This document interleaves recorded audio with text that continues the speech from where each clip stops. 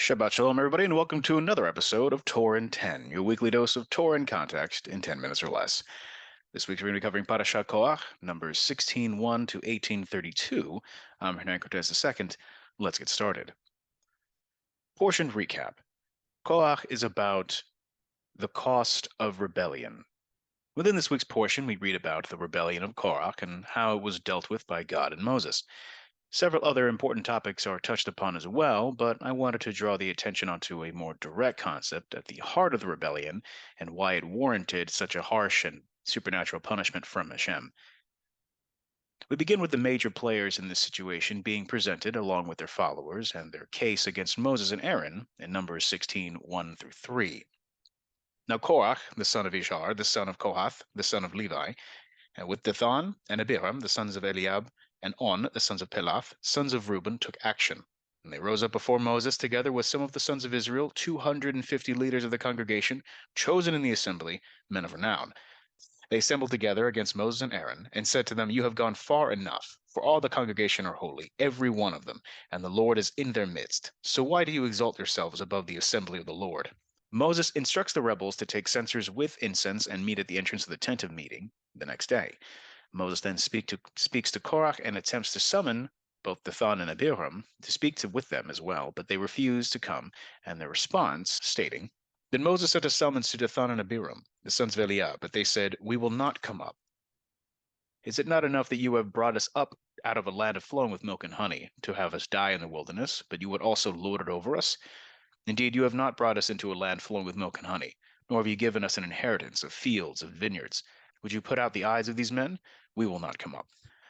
Bearing in mind as well that these two have officially declined a legal hearing or a legal summons for a legal case which they themselves have brought. Moses at this point makes an interesting statement to God after becoming very angry with how they replied and states in verse 15, Then Moses became very angry and said to the Lord, Do not regard their offering. I have not taken a single donkey from them, nor have I done harm to any of them.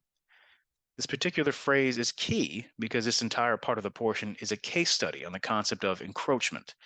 And encroachment is defined as to enter by gradual steps or by stealth into the possessions or rights of another, or to advance beyond the usual or proper limits.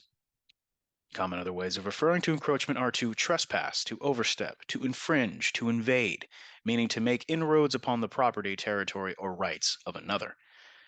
Moses' statement clearly establishes that he has done nothing wrong to the accusers, and their case has no moral basis to stand on.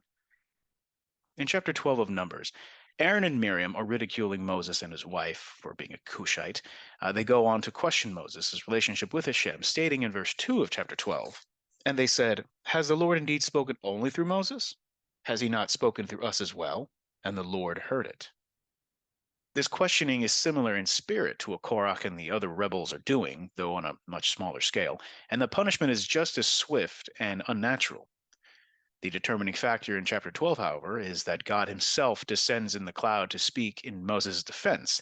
Now, in chapter 16, Moses is standing up for the honor and authority of Hashem against the people questioning his absolute nature and authority. The rebellion of Korach concluded with the 250 rebel followers gathered at the doorway of the tent of meeting against Moses and Aaron, all with their censers. God tells Moses and Aaron he will destroy the congregation, and again they intercede on behalf of the community so that Israel is not punished for the sins of the few. Hashem instructs Moses to command the people to move away from the dwellings of Korach, Dathan, and Abiram. After doing so, Moses makes a statement in verse 28, which sums up the reason why the rebels have not simply taken issue with Moses and Aaron, but with Hashem directly. Moses said, By this you shall know that the Lord has sent me to do all these deeds, for this is not my doing. By Korach, Dathan, and Abiram claiming that it was Moses that led them from Egypt into the wilderness, and wanting to usurp Aaron as the high priest, they are not only trying to encroach on a divinely given role, but are undermining the king who gave that gift. Numbers 16:29 through 35, reading, If these men die the death of all men, if they suffer the fate of all men, then the Lord has not sent me. But if the Lord brings about an entirely new thing, and the ground opens its mouth and swallows them up with all that is theirs, and they descend alive into Sheol, then you will understand that these men have spurned the Lord. As he finished speaking all these words, the ground that was under them split open, And the earth opened its mouth and swallowed them up and their households and all the men who belonged to Korach with their possessions. So they and all that belonged to them went down alive into Sheol, and the earth closed over them, and they perished from the midst of the assembly. All Israel who were around them fled at their outcry, for they said, the earth may swallow us up. Fire also came forth from the Lord and consumed the 250 men who were offering the incense. This provides a clear example of a suzerain vassal standing up for the integrity of the great sovereign, and just like in chapter 12, the punishment is instant and without natural explanation. So extreme that the cause of the rebellion is sent down into the realm of the dead, Sheol, alive. And just as extreme are the examples that are set forth, the plating of the altar being made of the censers and the budded rod of Aaron, for future generations to keep as a reminder to not question or speak against the chosen of Hashem. Within the events of Korach incites a mutiny among the camp against Moses and Aaron. Dathan, Abiram, and 250 leaders join them and gather the censers to challenge Aaron. The earth opens up and swallows Korach, Dathan, and Abiram, while fire consumes the 250 with their censers. A plague breaks out and is checked by the swift actions of Moses and Aaron. As a sign against future rebels, the rod of Aaron is chosen to bud almonds among all the rods of the tribal leaders. God gives the Levites to the sons of Aaron as a gift to assist them in the tabernacle, and commandments regarding the tithe of the Levite and their portions are given as well. Did you know?